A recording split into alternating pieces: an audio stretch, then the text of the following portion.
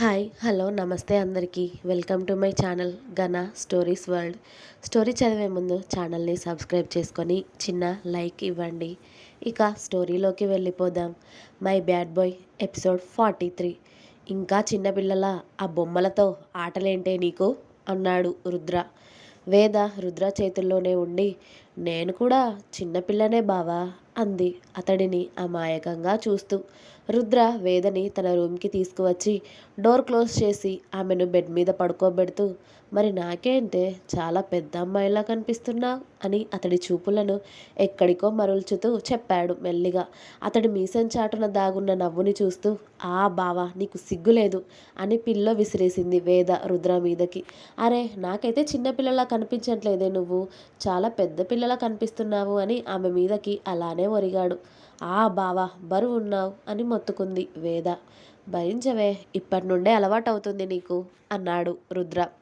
అతడి మాటలకి సిగ్గు ముంచుకు వస్తూ ఉంటే, ఆ బావా అని అతడి మాటున మొహం దాచుకుంది. అరే ఇప్పటి నుండి అలవాటు చేసుకోవే, అప్పటికి నీకు ఇబ్బంది ఉండదు అని ఆమె తల నిమురుతూ, ఫ్రెష్ అవ్వవా అని అడిగాడు రుద్ర.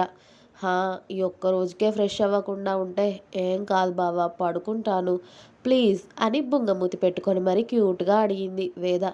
బయట తిరిగి వచ్చావే, డస్ట్ అంతా మీద పడి ఉంటుంది, ఫ్రెష్ అవ్వు లేకపోతే ఎలా అన్నాడు రుద్ర.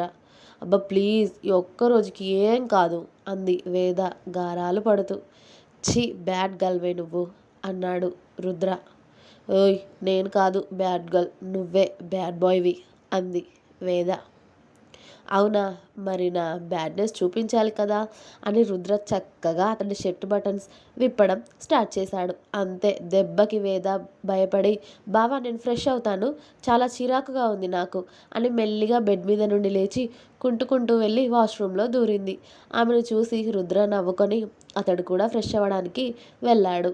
అమ్మో వేద, నీకు నోరు కుదురుగా ఉండదే, ఏదో ఒకటి వాగుతావు, వాడు నిన్ను పిప్పి పిప్పి చేసి వదులుతాడు, అప్పుడు కానీ నీకు తిక్క తిరగదు అనుకుంటూ చక్కగా ఫ్రెష్ అయ్యి టవల్ పైనే రూమ్లోకి వచ్చి నైట్ డ్రెస్ వేసుకొని తను వేసుకోవాల్సిన టాబ్లెట్స్ బుద్ధిగా వేసుకొని బెడ్ మీద కూర్చుంది. తను కొన్న బొమ్మలన్నీ చరణ్ శౌర్య ఆల్రెడీ తీసుకొచ్చి బెడ్ మీద పెట్టి వెళ్ళడంతో చక్కగా వాటిని ఒక్కోటి తీసి ఆడుతూ ఉంటే రుద్ర వచ్చి, సరిపోయింది, ఈ టైంలో వాటితో ఆటలేంటే, పడుకో, లేట్ అయింది ఇప్పటికే అని కసిరాడు. అరే ఇప్పుడే కొనుక్కున్నాను వీటన్నిటిని, ఒక్కసారైనా చూసుకోవద్దా నేను అని బొమ్మలన్నింటినీ బెడ్ పైన పరిచి అన్నీ చూసుకుంటూ ఉంటే రుద్ర వేదని చూస్తూ బెడ్ మీద పడుకొని తల కింద చేతులు పెట్టుకొని, నువ్వు ఇప్పుడే బెడ్ నిండా బొమ్మలు నింపేస్తే మనకి పిల్లలు పుట్టాక ఇల్లంతా బొమ్మల షాప్ చేస్తావు అనుకుంటా కదే అన్నాడు. ఆ మాటకి వేదకి నవ్వొచ్చి రుద్ర ఎదపైన వాలి అతడి చుట్టూ చేయి వేసి పడుకుంది. బయట ఫుల్గా తిరిగింది కదా, ఇక తొందరగానే నిద్రపోయింది వేద. ఆమె పడుకున్నాక ఆమెను పిల్లో మీదకి అడ్జస్ట్ చేసి బొమ్మలన్నిటినీ తీసి సెల్ఫ్లో పెట్టేశాడు రుద్ర. ఇది ఇప్పుడే ఇన్ని కొందంటే నిజంగా మా ఫ్యూచర్ నాకు అర్థమైపోతుందిలే అనుకొని రుద్ర కూడా కాసేపు ఆఫీస్ వర్క్ చేసుకొని ఆ తర్వాత వేదని గట్టిగా చుట్టుకొని నిద్రపోయాడు. ఇక్కడ జీవన్ బాబు సారికా పాప డిన్నర్ చక్కగా వండుకొని ఇద్దరు హ్యాపీగా తినేశాక డ్రాప్ చేయనా అని అడిగాడు జీవన్. హా సార్, ఇక వెళ్తాను అంది సారిక టైం చూసి. నేను చెప్తాను లేవే, లేట్ అయితే ఏం కాదు పద అన్నాడు జీవన్. సార్ మీరు చెప్పాక ఇక నాకేం భయం అంది సారిక. ఓకే కమ్ అని జీవన్ బైక్ కీస్ తీసుకున్నాక సారిక తన షాపింగ్ బ్యాగ్స్ అలాగే హ్యాండ్ బ్యాగ్ తీసుకొని ఓకే సార్ వెళ్దాం అంది. ఆమె రెండు చేతుల్లో బ్యాగ్స్ ఉండడంతో జీవన్ ఆమెను హత్తుకొని, ఇంకా సార్ అనే పిలుస్తావా, పిలుపు మార్చవా అని అడిగాడు.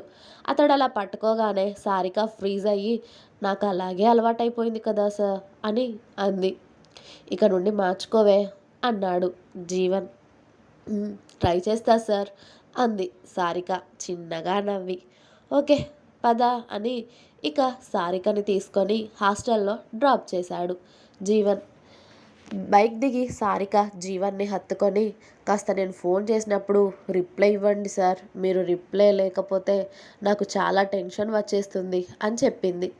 హా అలాగే, రేపటి నుండి కార్ వస్తుంది, మార్నింగ్ కార్లోనే ఆఫీస్కి వెళ్ళు, ఈవినింగ్ కూడా డ్రాప్ చేస్తారు ఓకేనా, బస్కి క్యాబ్కి వెళ్ళకు ఇక నుండి, రేపు మార్నింగ్ కాల్ చేస్తా బాయ్ అని చెప్పాడు జీవన్.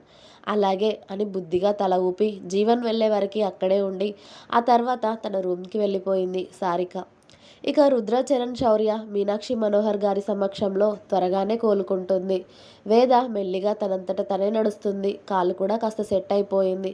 అంతలా సెట్ అయిపోయాక మనమెందుకు ఆగుతాం కదా, పైకి కిందకి 4 సార్లు తిరగడం స్టార్ట్ చేసింది. ఇక వేద కాలు బాగానే అది చూసిన రుద్ర, ఇంకోసారి అలా పరిగెత్తావే అనుకో రెండో కాళ్ళు కూడా విరిచి బెడ్ పైన కూర్చోబెడతానని వార్నింగ్ ఇవ్వడంతో సైలెంట్ అయ్యింది పాప. లేకపోతే ఒలింపిక్స్కి కూడా వెళ్తాను అనేదే పాప రన్నింగ్కి.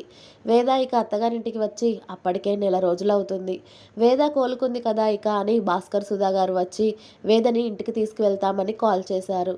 అలాగే అని చెప్పారు మీనాక్షి గారు కూడా. ఆ రోజు రాత్రి రుద్రని మొత్తంగా హత్తుకొని ఏడుపు మొహం పెట్టుకొని అతడి ఎదపై పడుకుంది వేద. ఏమైంది అని ఇప్పటికి 100 సార్లు అడిగా. అయినా ఆ ఏడుపు మొహం పెట్టుకొని నన్ను వదలడం లేదు కానీ ఏమైందో చెప్పడం లేదు.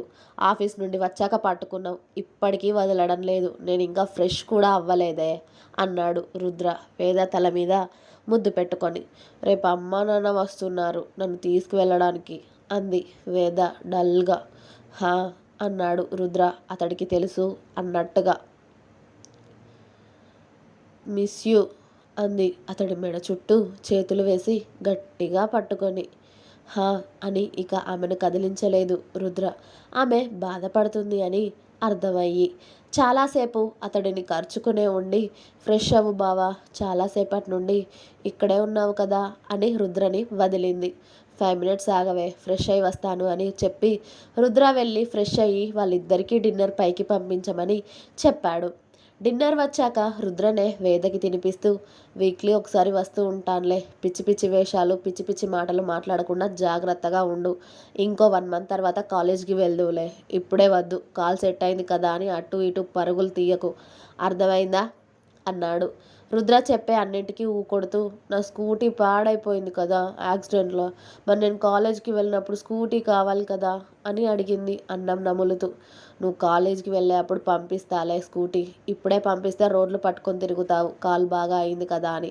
ఇప్పుడే పంపించను అని మొహం మీదే చెప్పేసి జాగ్రత్తగా ఉండు అని అన్నాడు. అలాగే అని వేద కూడా రుద్రకి భోజనం తినిపించాక అతడి కౌగిలిలోనే చాలా రాత్రి వరకు అతడితో ముచ్చట్లు చెబుతూ ఉంది. మళ్ళీ ఇప్పుడు వెళ్తే ఎప్పటికి వస్తుందో ఏమో అని.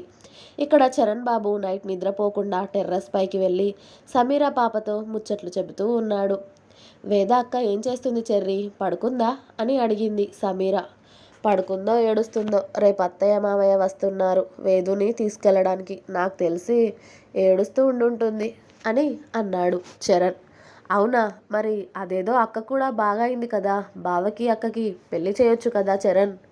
ఆ తర్వాత శౌర్య బావకి, ఆ నెక్స్ట్ మనకే అని సమీర హుషారుగా చెప్తుంటే, నీ పెళ్లి గోల పాడుగాను, వాళ్ళకి ఇంకా పెళ్ళినే అనుకోలేదు, నువ్వేమో మన పెళ్ళి వరకు వచ్చావు, కాస్త ఆగవే మా ఇద్దరు అన్నయ్యల పెళ్ళి అయ్యేదాకా అన్నాడు చరణ్.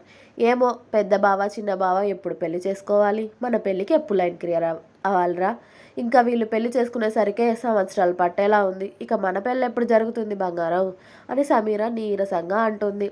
పెళ్ళికి అంత తొందరగా ఉందంటే నీకు, అవుతుందిలే, ఈ ఇయర్ ఖచ్చితంగా అన్నయ్య వేది పెళ్ళి చేసేస్తారు, కానీ నెక్స్ట్ ఇక మా శౌర్య అన్నయ్యకి సంబంధం చూడాలి, అప్పటి వరకు కాస్త ఓపిక పట్టవే తల్లి, నన్ను పెళ్ళి పెళ్ళి అని చావగొట్టకు, నువ్వు ప్రతిసారి పెళ్ళి పెళ్ళి అంటే నాకు ఇక్కడ ఏదో అవుతుంది అన్నాడు చరణ్. ఏమవుతుంది బంగారం అని గారంగా అడిగింది సమీర. అది ఇలా ఫోన్లో చెప్పేది కాదే, రేపు కాలు ఒకసారి నన్ను డీటెయిల్గా చెప్తా అన్నాడు చరణ్. ఇంకా ఉంది, నెక్స్ట్ ఎపిసోడ్ రేపు వస్తుంది, వెయిట్ చేయండి. అలాగే మీకు కనుక నా స్టోరీస్ నచ్చినట్టయితే ప్లీజ్ లైక్ చేయండి, షేర్ చేయండి, కామెంట్ చేయండి. అలాగే సబ్స్క్రైబ్ చేసుకోవడం మాత్రం అస్సలు మర్చిపోవద్దు. Please subscribe my channel Gana stories world. Thank you, bye bye. మళ్ళీ నెక్స్ట్ స్టోరీలో కలుద్దాం.